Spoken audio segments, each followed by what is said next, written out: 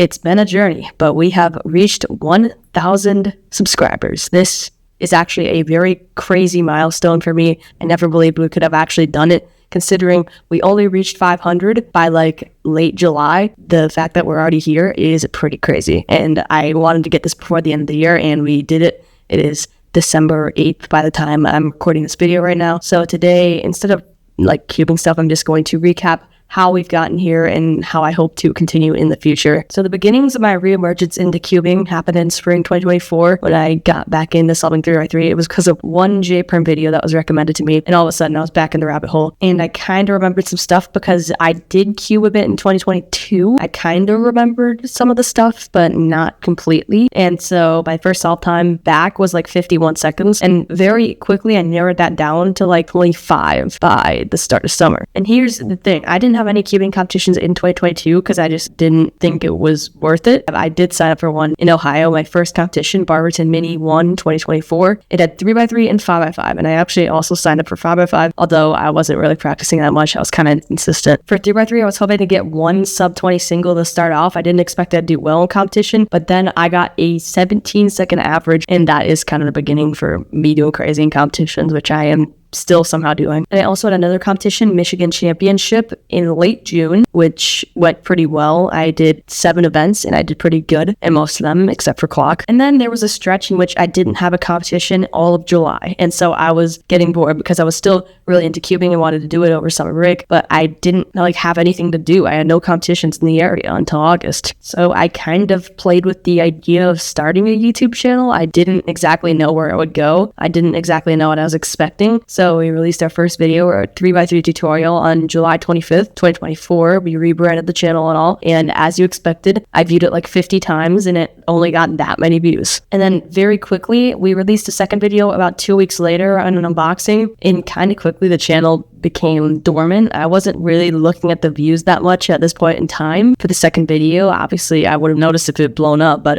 it didn't. And we were stuck around 25-ish subscribers throughout the few months we had, and we were releasing like videos basically once every 3 weeks or so. I was still going to competitions and I still enjoyed cubing. It's just now school was here and I didn't know if I had time for a channel, cubing, and competitions. The thing is, I wasn't editing all these videos. I was kind of wanting to get more produced, but I wasn't like the only factor here. And so the channel was kind of staying at the same pace for a while. It wasn't really gaining anything. Although I did have a few videos start to get some views. There was a video that got about 200 and then a video that got about 500. So that was something. And then I got my first sub 10 in competition on October 26, 2024. It was a 9.50. And the crazy part is the solve literally right after that, I got an 8.86, which was my first sub 9 in comp. And so I thought it would be a good idea to make a short little video about this. And I put it together about 30 minutes and then released it at like 10 p.m. on Tuesday night. I titled it, I got my first sub 10 in comp, but then this happened, and overnight it did not get anything. But then in the morning it actually started to pick up and started to get a decent amount of views. Now here's the thing, for some reason I was kind of confident that this would do well because it felt like the kind of video that would. I wasn't checking the analytics though, so I didn't notice its pickup in views. I did eventually notice like a day later that it got to 1,000, and I was like, oh, okay, that's cool, I'll take it. I kind of wasn't the most surprised, but also was like, that's good. What I never imagined was the video would keep going and it would get to 10,000 views about 2 weeks later and would be basically the entire life of my channel for the next 6 months. So as you imagine, my subscriber count started to grow decently. I got to 100 very quickly in November. And honestly, I was kind of panicked that I just released a video like 4 days later because I figured, oh shoot, we have an audience now. And the video actually did do pretty good. It wasn't like the most insane video ever. I still would think the 2x2 tutorial we released right before the sub 10 video still got a bit more views. But yeah, we kind of let this stuff happen for a while, and I kind of wanted to do a vlog for the Great Lakes competition we went to, but we didn't. And so what we did was just like a little funny recap of my skew round that my sister had. So we released that early December and it did pretty well. I don't think it really made a major impact on our subscriber gains. We were nearing 200 at the time and we hit 200 at the end of December. So going into the start of 2025, we had 203 subscribers. And for the first few months, I wasn't exactly doing too much. I was continuing with the not most consistent videos videos ever, but I was mainly doing a lot of the work now in the thumbnails. I was just using the auto-generated ones from YouTube. Like a crazy thing would happen in a competition. Like I would get a 2x2x3 time that should become second in the world, and I release a video about that, and it would do pretty decently. I get a 57-second solve at Megaminx. I released a video of that. It actually did not do as well, but I'll still take it. It's a video, and it was only 8 days after second in the world one, which for my channel at the time was pretty good. My channel was nearing 300 subscribers at around the time I started to make weekly videos. Like I was starting to make videos on a consistent basis now. It's releasing them every week. It kind of just transitioned into a sort of thing like that. I would start releasing videos every Saturday. I'd be like, okay, next Saturday's video is going to be this. I already have it done. That's pretty cool. And at first, these did not do well until the month of April happened. Now, April 2025 is at the time a very good month for my channel. And we started in the month at like 280 something subscribers, and we ended the month with 100 more than that. Basically, all of the videos we released in April did really well. The first video I released in April, I released a video about my journey of getting to world's cutoff for 5x5, and that got 1,000 views over about like 10 days. Then I released a video about my first sub 10 averaging comp, which I got in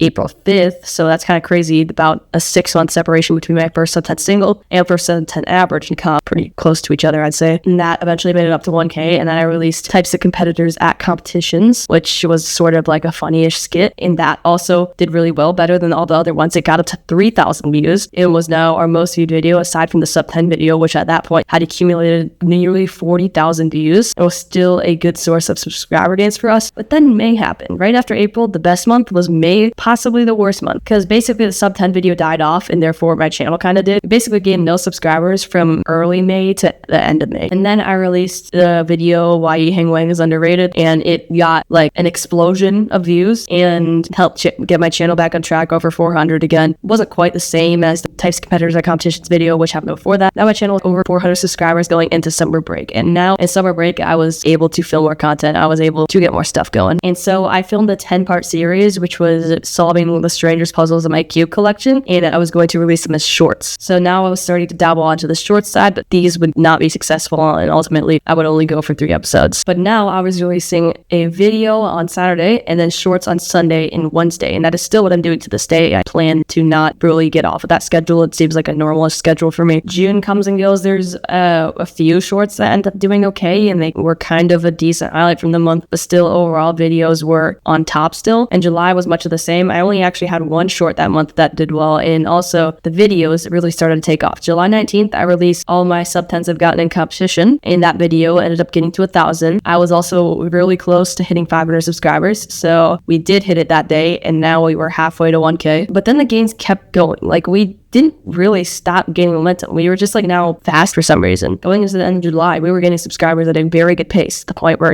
we could even hit 600 before I started high school. And even on a short, get 2,000 views at the start of August. And I hit 600 subscribers before I even started high school. But then I had to start high school. To be honest, I still kept up to the same schedule. It's just the videos are like lower quality. Maybe you don't think they're lower quality. I just feel like I did a lot more editing like for the Great Lakes vlog than I would for like the recent vlogs I've released. But the most important thing about August is shorts were now finally starting to get in their place for me. The subscriber gains weren't actually increasing that much. I was getting a lot of views from these shorts now. They were consistent ranking shorts, I called them, in which I would like rank WCA events or rank like certain cubes. And I feel like they would always get at least 2,000 views, sometimes even up to 4,000. And that really helped me because like whenever I'm feeling down, just release a ranking short, gets 2,000 views, happy days. But I also kept experimenting with new shorts in hopes that something would click. And we were hitting milestones roughly every month. We were now gaining about 100 subscribers a month. And then September hit. And September is a very crucial month. My videos were doing okay. They were doing okay. They were mostly like challenge videos because I was just filming stuff every Saturday or maybe on Sunday. I would release them. They were kind of unpredictable in view count. Some of them are up to 1,000. Some of them are pretty low. But the shorts were carrying the channel, and they are still a big part of the channel today. By this time, I ended up getting my first short that ended up getting over 10,000 views. It went up to about 30,000, and I was kind of shocked because the sub 10 video, which at this time is now over 50,000, it's growing a lot less now, but it's still over 50,000. That's kind of where I wanted it to end. That video's been on top for like a year now for me, and it still is on top today, but there are these now shorts that can get tens of thousands of views and can potentially get close, and maybe one day it will be overtaken. But I think for the year 2025, the video will still remain on top as it has been this whole year so far. We're hitting these milestones milestones roughly monthly, and also we were gaining a lot of views now. Like, I got over 100,000 views on September 7th. I'm over 300,000 now, and it's only like 3 months later. So that's the power of shorts. The problem is the subscriber gains, even though they were consistent, they weren't helped too much by these tens of thousands of view shorts. Like, just as an example, this Sunday, I've released a short on reviewing a puzzle that has like multiple functions, and it got 17,000 views, and it only got me 2 subscribers. But yeah, shorts are definitely a very big thing for this channel now. Either they get 100 views, 3,000 views, or 30,000 views. There is no other outcome. But anyway, we got closer and closer to this milestone, and I was just like envisioning the scenes when we get there. And then finally, we eventually did, and I was pretty happy. I posted a community post just saying 1,000, but I wanted to make a full video on it. I don't think this is where we're gonna stop. I think we're gonna keep going. By the end of the year, maybe we'll get to like 1,050, 1,075. Hopefully 2026 will be an even bigger year for the Last Layer channel than 2025 was, and also a bigger year for cubing for me. But that's enough of me yapping, and I'll see you in the next video.